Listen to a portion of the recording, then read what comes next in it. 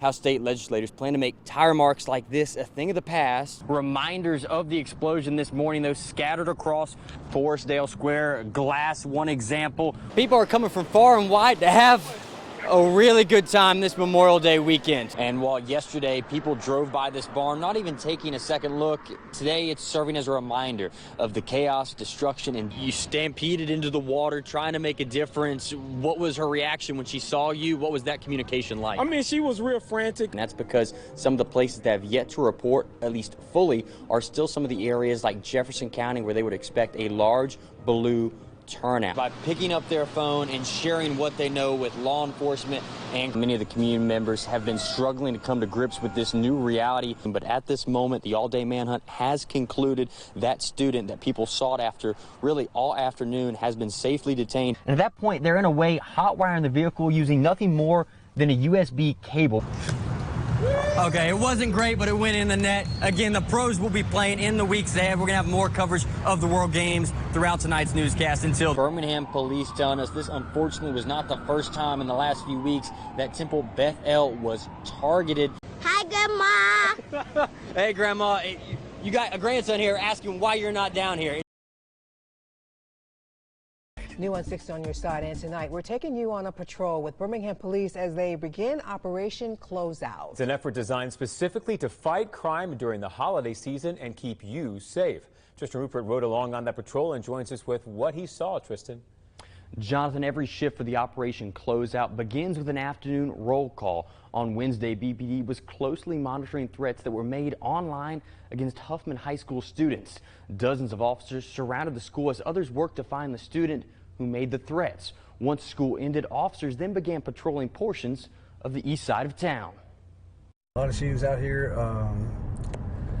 prostitution, drugs. It's just everything that kind of fuels that whole criminal element. You know, it's all here. But how do officers work to find the criminals? Just try to look for anything we see out of the ordinary, make some traffic stops, and see if that'll lead to something else.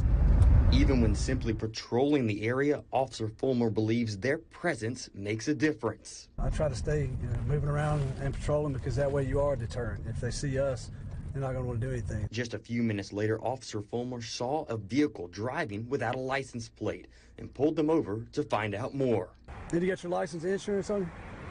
No. Do you have a license? The driver hadn't registered his vehicle, nor did he have insurance. But it was on that stop a more pressing call went out. I just got one stab in the head. Officers rushed to the scene. Stay by. Go back to 35th Street, westbound. What street are you on? Avenue. 85 from the block, 3rd Avenue, going westbound. While en route, another vehicle began to elude law enforcement. However, the vehicle did not come up as stolen, so they were unable to chase the suspect. Which could have been a suspect at the time, we didn't know. Ended up maybe not being, it wasn't stolen, so you just have to be ready to flip the switch. Be ready for whatever at any time. While neither of those incidents ended with an arrest, Officer Fulmer believes the operation has made Birmingham safer already. I'd say it's a pretty good start, only being a few days in, so hopefully it'll continue and we can get more guns. That's what we want to get more guns and get these bad people off so that they won't be out there. So far, BPD has made 42 arrests and recovered 17 firearms during Operation Closeout. That effort, though, will conclude at the end of the year. Tristan Ruppert, WBRC Fox 6 News, on your side. Net storms last night. We saw thousands of these lightning strikes all across our area. And while most of them were just lighting up the sky, one of those ripped apart a family's home in Pinson. Get a look at that. Our Tristan Ruppert live and on your side. Tristan, how are the homeowners doing and how much damage is there?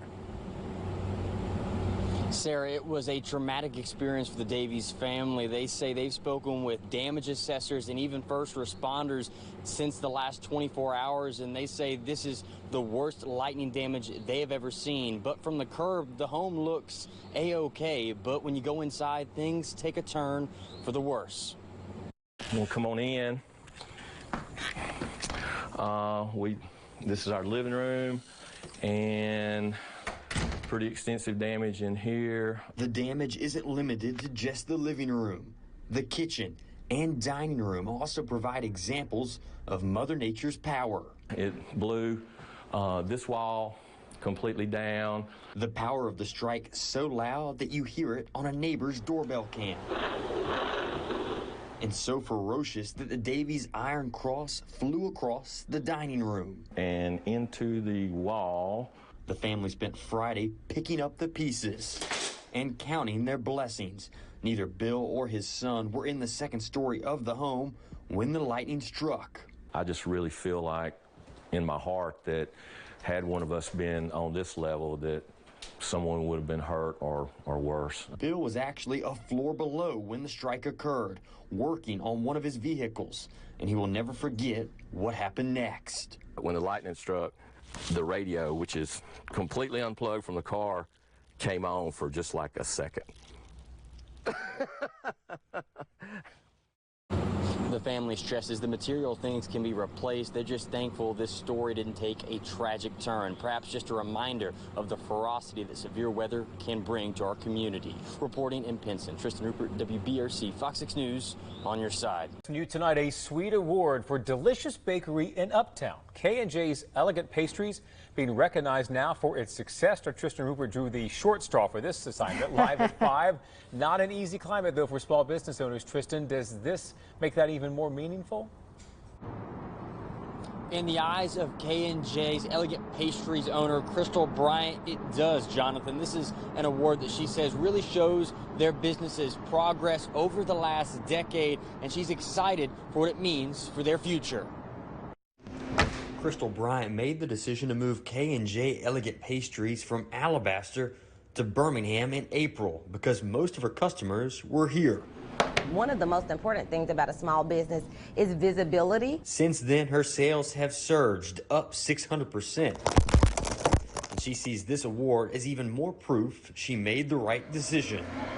I mean, you know, all the hard work over the years from me, my staff, my family, everybody that helps out and has helped K&J's become what it is today. I mean, it's like a stamp of approval that we're doing a good job. She opened up shop in Uptown, and she believes the reward will bring in more customers. I feel like these awards help us become more visible, you know, kind of gets us out there where people will know actually, you know, what K&J's is. With more events happening at Protective Stadium and the development of City Walk, Brian only sees success moving forward. I knew that the stadium had a lot of events going on. There's so much going on at the City Walk.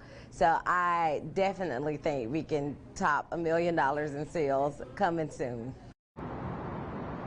Again, K&J's won the Bronze Retailer of the Year for the Retail Association of Alabama, but 4 other businesses here in the metro area also won. That includes Ashley Max, who got the Gold Award. Reporting in Birmingham, Tristan Ruppert, WBRC Fox 6 News, on your side.